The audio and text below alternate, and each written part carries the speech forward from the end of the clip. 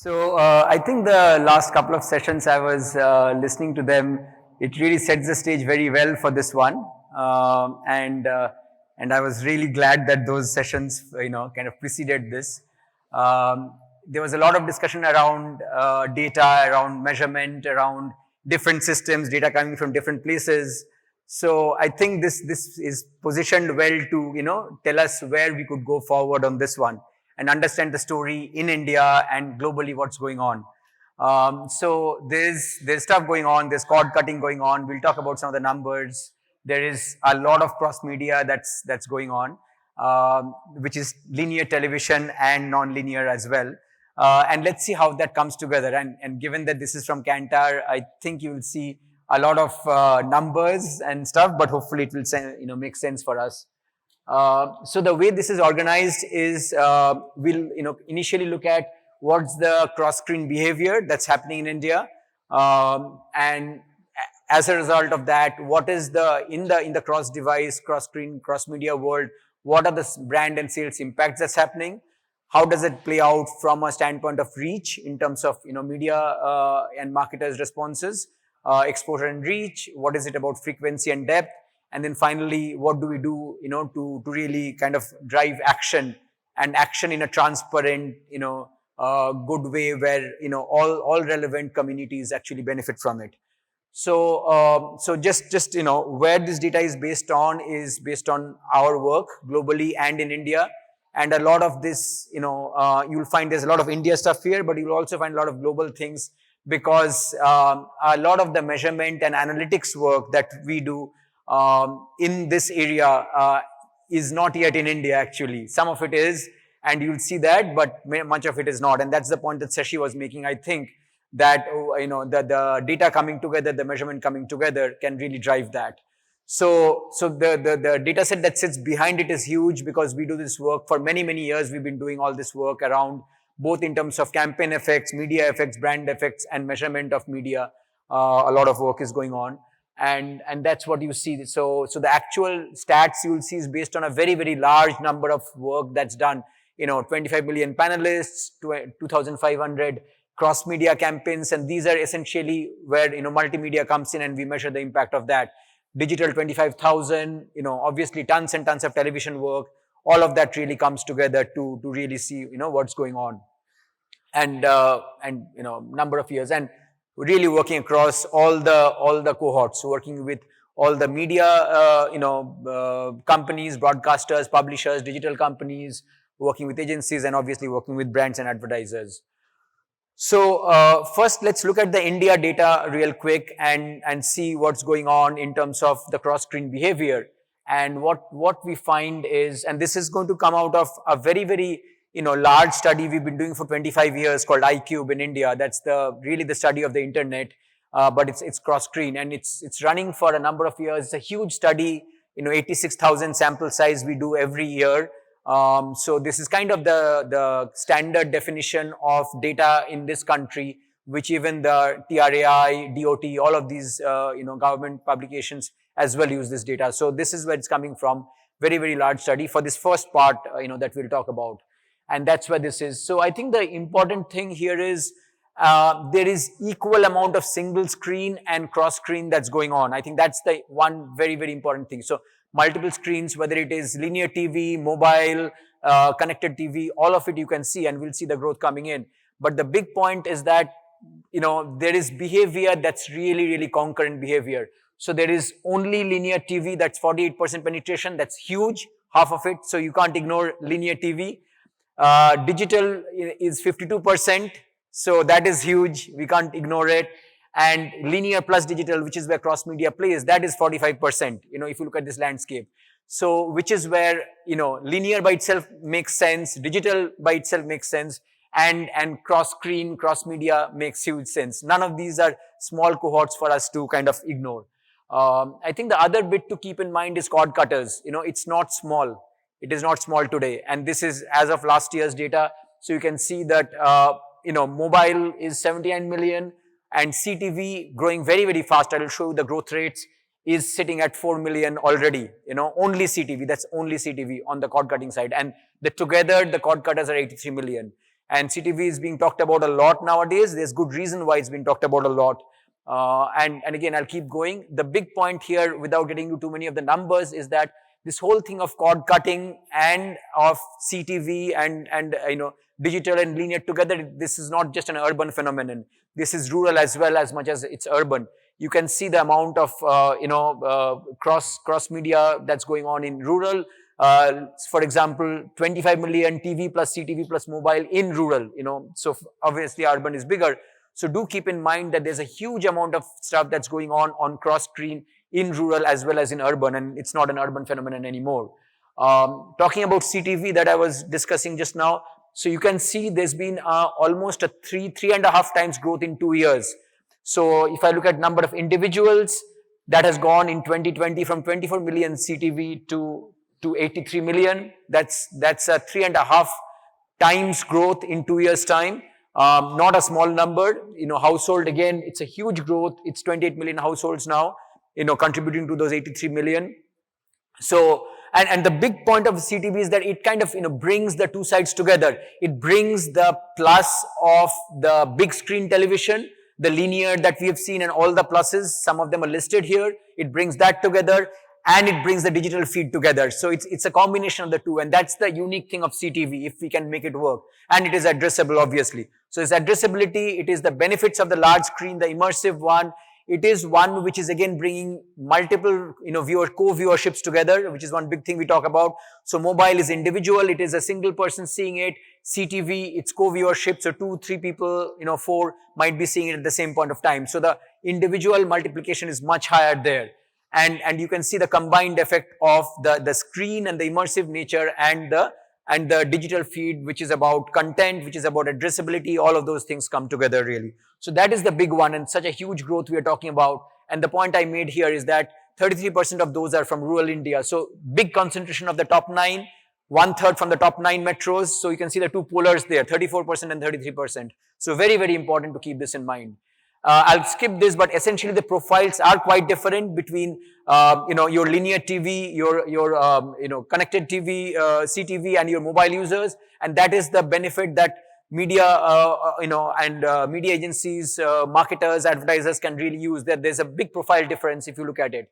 The other big thing which will create a lot of growth is that a lot of this is happening not because fixed broadband is only somewhat limited. A lot of these usage is happening using the mobile hotspot, and as mobile keeps growing and data, prices keep remaining small or low or not going up, you will find this explosion continuing, because this is a country which is not relying only on fixed broadband to kind of keep driving digital and non-linear.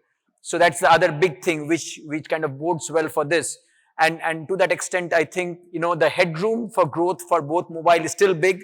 Shashi talked about even television growth, which is true. Even that has that penetration to go. Mobile has huge penetration to go, and CTV has complete white space, the whole blue sky in front of it.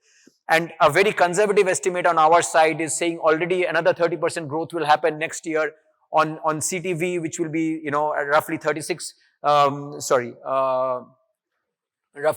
think 36 million households, maybe, 120, 130 million individuals that we're talking about next year. So big numbers really coming up. So that is the cross-screen, behavior you saw from consumers. I think the next point is about effects. And so first of all, and this is not even our stuff, this is, work publication white paper, which shows that whenever media spends happen, 40% go into short term, 60% go into long term. And that is a big point. This is sales effects I'm talking about from work. And our data shows similar things, where we find that again, 13% is direct contribution to sales from media spend. This is from there was a lot of discussion on market mix modeling and MROI and ROI in the previous panel. So this is all based on our global database of ROI and market mix modeling. But 28%, double of that actually is contribution from brand to sales. So if you put the two together, we are looking at a good 30%, 20%, pure influence of media spends into brand into sales. I think the important point now, if we go into the touch points, what we find is, again, within touch points, you can see varying levels. So television, digital, radio, etc. And you can see the brand effects are huge, equity effects are huge in television and outdoor. They are big in digital on the short-term effects, which is how we have driven the world today. And this is from our global database again, as you can see. So different effects.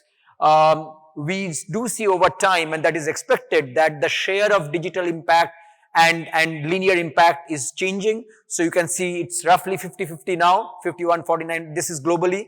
Some of this data is there in India as well, and I'll talk about it. So that's how you can see that how the sphere is changing here. This is again from our global database. What we can see is television is still the single largest, biggest medium in terms of effect, as you can see here on awareness, association, and motivation. But at the same time, you can see social and video kind of coming up big. You can see Facebook and YouTube there. So the point is that both are very, very important.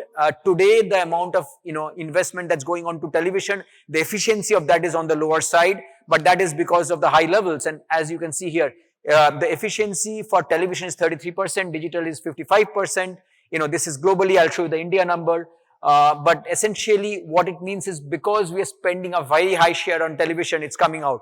If you were to look at television share at 30%, 50%, maybe just about 50% plus, you can actually see TV efficiencies and effectiveness can be better than digital. So it depends on how much we are spending on a brand, on a campaign, on cross-media allocation of television versus digital. I think that is the key point. The other big point is that reach is still driven primarily by television. Digital delivers small incremental reach, and something to keep in mind.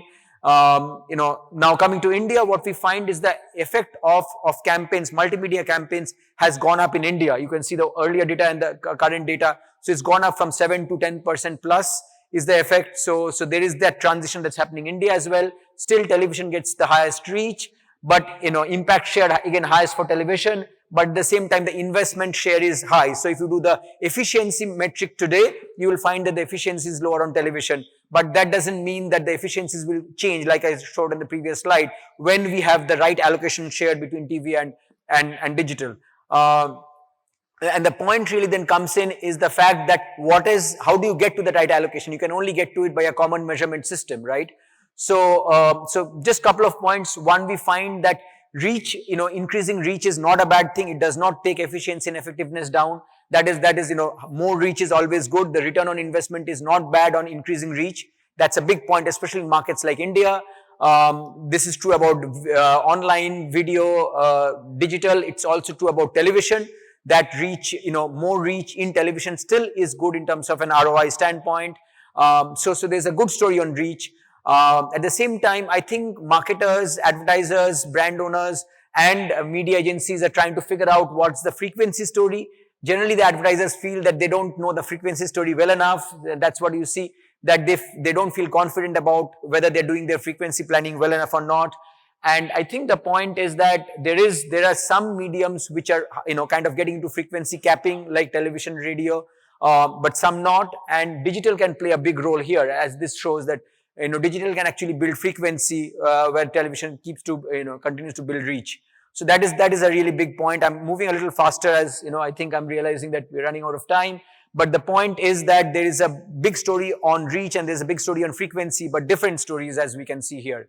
And the one last thing I would say before we kind of close out with measurement is that synergy is basically when consumers are exposed with multiple media versus consumers who are exposed with only a single media. So like let's say only linear TV versus a synergy would be linear TV, outdoor, digital content, etc. So what we find is that campaigns that run through synergies which do multimedia actually have a much higher impact. 35% more impact comes if you do a multimedia reach of campaigns versus a single media. So it's a big one. And this has been growing over time quite a bit. It used to be 18%, now it's gone to 35%. So having advertisers, brands and marketers actually do multimedia gives them much higher effectiveness of their campaign effects.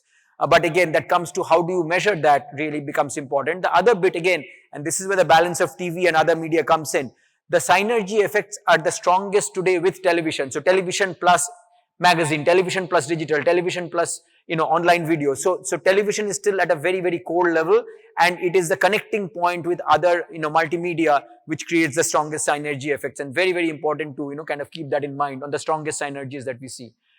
So on the last bit, just getting into it. So we're talking about all of this. You saw a lot of global stuff. You saw some, India stuff.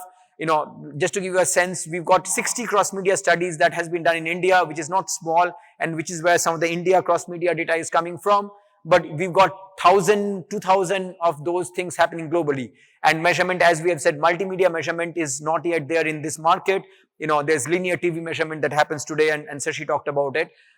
So the point really is, if I kind of think about this, is the point that if I do measurement, then what can I do? And I've picked up 2-3 just, little, caselets from the UK market, which, Kantar measures it and Barb puts it out there. But if you just look at that data, the Barb data that Kantar puts out there in the UK, you can see how the media companies are really utilizing the measurement to get into their decision making and, their show planning. So just a couple of examples on that.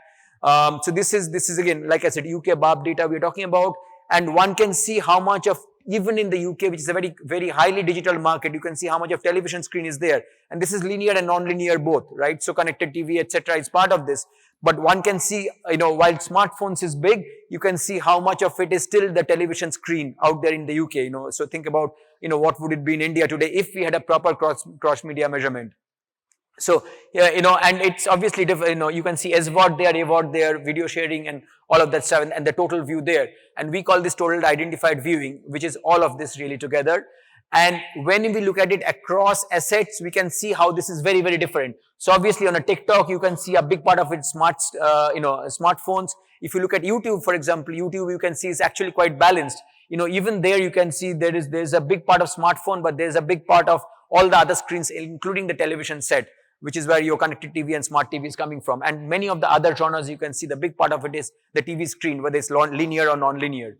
And all of this actually then promotes companies like, let's say this is Netflix, how they are taking their decisions versus, let's say, a Disney Plus is, or a, BBC is. So this is an example where, from looking at their own patterns of data, they are seeing that, this Afterlife, which is a big serial in the UK, the series drop happens this way, and hence they should decide how the, planning phasing should be.